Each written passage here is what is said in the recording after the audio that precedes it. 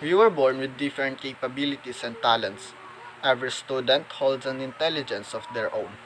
And that's what we're gonna be talking about this time. The intelligences that you or your student might possess. Let's have a look of this illustration for multiple intelligences.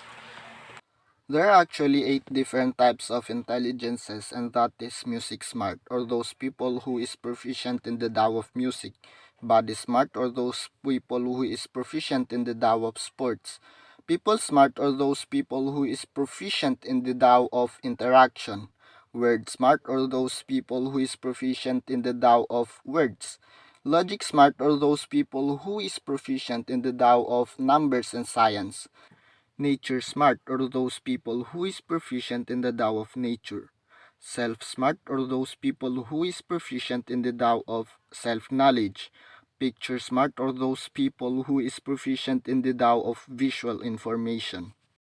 Which one of the said multiple intelligences do you belong? If you think that out of those you possess none, then you might be lying to yourself.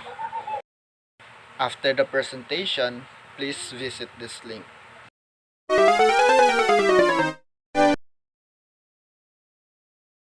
Next, we will proceed to how can we identify gifted and talented students, or those students who excels the most in the class. They are those whose performance is above than a normal student. And to identify them, one must do the following. First, locate the domain of giftedness. When we say domain, it means the area where they excel the most.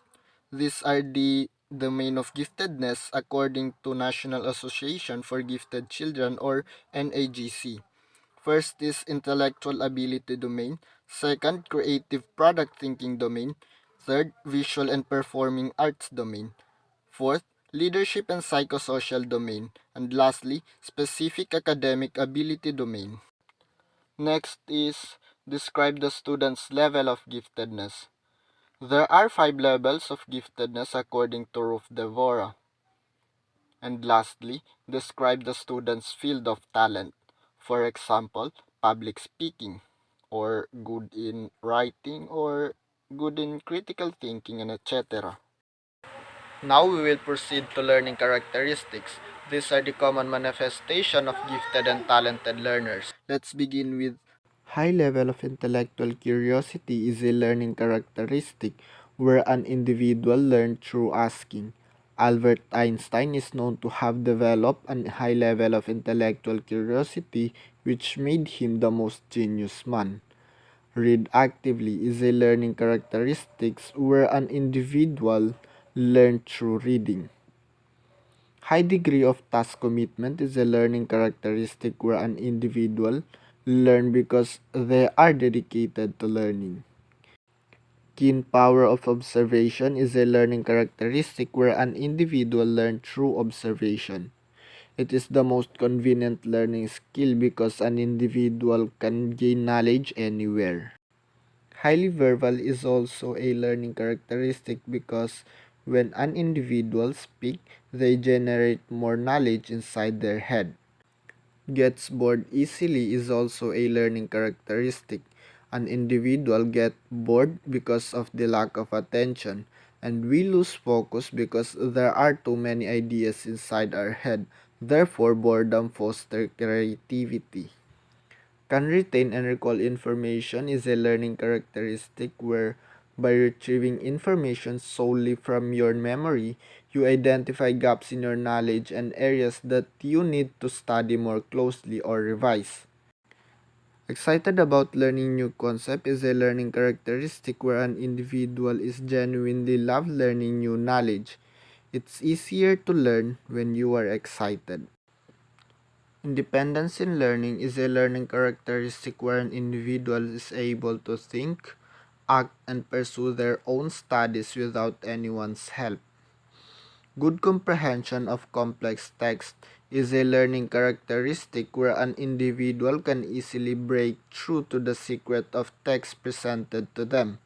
Strong, well-developed imagination is a learning characteristic where an individual is creating ideas through imagination. Take note that Albert Einstein uses imagination to discover that the faster an object moves through space, the more its motion is being diverted away from moving through time, so time slows down. Look for new ways to do things is a learning characteristic where an individual finds a different approach to deal with things. Often gives an uncommon responses to common questions is a learning characteristic where an individual states an unpredictable answers to normal questions. For example, the question is what is time? Commonly, you'll get an time is gold response. But to answer it differently, probably you'll say time is like a car. It can go fast, slow, or it can even stop. Not all students will exhibit the said learning characteristics. On the other hand, one might possess a combination of those learning characteristics. 아침을 깨우는 네 목소리 머리를 빗는 네 빗소리 밖엔 비가 오나 봐 들리는 빗방울들이 땅에 떨어지는